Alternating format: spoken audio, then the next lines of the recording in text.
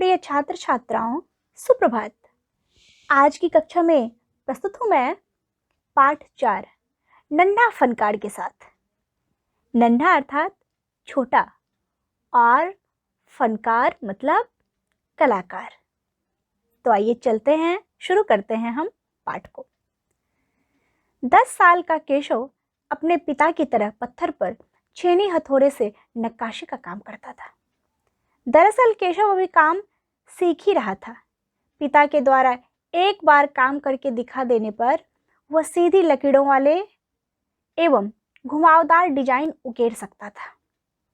किस तरह का डिजाइन उकेर सकता था केशव? सीधी लकीरों वाले एवं घुमावदार डिजाइन। पर उसे घंटियां बनाना अधिक मुश्किल लगता था। वह होनहार बालक था।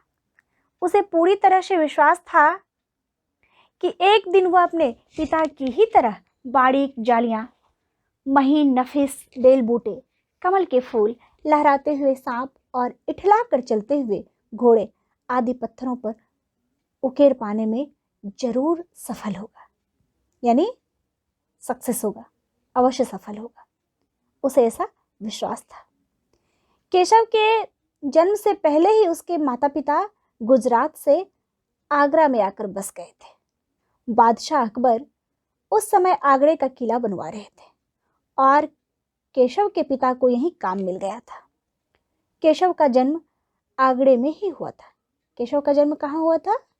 आगरा में। लेकिन अब वह सीकरी में रहता है, फतेहपुर सीकरी में। ठीक है।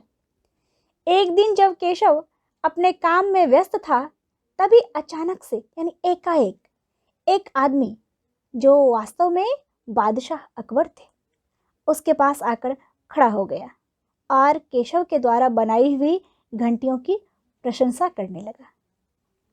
वह सफेद अंगरखा और पाजामा पहने हुए था। उनके लंबे बाल गहरे लाल रंग की पगड़ी में अच्छी तरह से ढका हुआ था। केशव उन्हें पहचाना तो नहीं, परंतु अवश्य समझ गया कि वह कोई बड़ा आदमी है। केशव बादशाह अकबर को पहचान नहीं सका, परंतु वह समझ गया कि कोई बड़ा आदमी है। केशव उस आदमी के व्यक्तित्व का मुआयना कर ही रहा था, यानी निरीक्षण कर ही रहा था कि तभी एक पहरेदार ने आकर उसे सावधान किया। किसे सावधान किया? केशव को। क्या कहा? सावधान किया कि जो व्यक्ति उसके सामने खड़ा है वह हिंदुस्तान के बादशाह अकबर हैं। वह उनके सामने अदब से पेश आया। केशव हैरान रह गया। बदहवासी में छेनी और हथौड़ा केशव के हाथ से छूटकर नीचे गिर गया और वह जल्दी से उठकर खड़ा हो गया। उसने बादशाह को झुककर सलाम किया। किसने बादशाह को झुककर सलाम किया? केशव ने बादशाह को झुककर सलाम किया। घबराहट के मारे उसका दिल धक धक कर रहा था, परंतु बादशाह की मुस्कुराहट को देखकर वह जल्द ही भय मुक्त हो गया, यानी उसके भीतर का डर गायब हो गया। बादशाह अकबर ने केशव के समक्ष नक्काशी सीखने की इच्छा प्रकट की। केशव तुरंत अपने पिता के पास से दूसरा छेनी हथौड़ा लाया और बादशाह को काम सिखाने लगा। अकबर उसके पास जमीन पर बैठ गए। केशव ने कोयले के टुकड़े से पत्थर पर लकीरें खींचकर एक आसान सा नमूना बनाया। उसे बादशाह को ध्यानपूर्वक तराशने के लिए कहा। अकबर ने पत्थर पर छेनी रखी और जोर से हथौड़े से वार किया, जिससे कटाव बहुत गहरा हो गया। केशव ने तुरंत गलती पकड़ी। किनकी गलती पकड़ी? बादशाह अकबर की।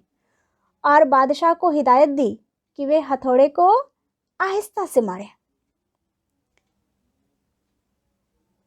इस वक्त वह बिल्कुल भूल ही गया था कि उसके बगल में बैठा व्यक्ति हिंदुस्तान का बादशाह है।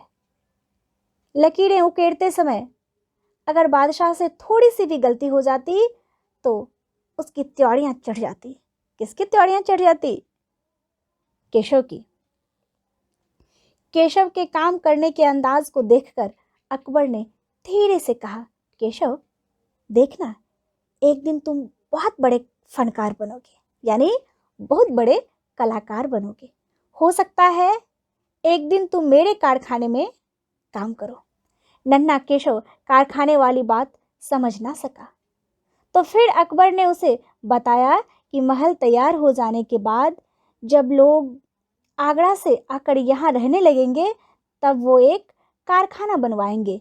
इस कारखाने में सल्तनत के सबसे बढ़िया फनकार और शिल्पकार काम करेंगे। यह सुनकर केशव का चेहरा चमक उठा। उसे भरोसा हो गया कि जब कारखाना खुलेगा तब उसे काम अवश्य मिलेगा। रात हो गई। केशव धीरे से अपने पिता के बिस्तर में घुस गया और पूछा, बाबा एक बात बताओ, बादशाह के पास आगरा में एक से बढ़कर एक खूबसूरत महल है, फिर वे सीकरी में यह शहर क्यों बनवा रहे हैं? पिता ने उसे बताया कि जब बादशाह की कोई संतान नहीं थी तब वे सीकरी में ख्वाजा सलीम चिश्ती के पास आए थे। उनके आशीर्वाद से बादशाह को 3 संतानें हुई, शहजादा सलीम, मुराद और दनियाल। फिर उन्होंने ख्वाजा सलीम चिश्ती के सम्मान में नगर बसाने का फैसला लिया। इतना ही नहीं, उन्होंने अपने एक बेटे का नाम भी सलीम रखा। धन्यवाद बच्चों।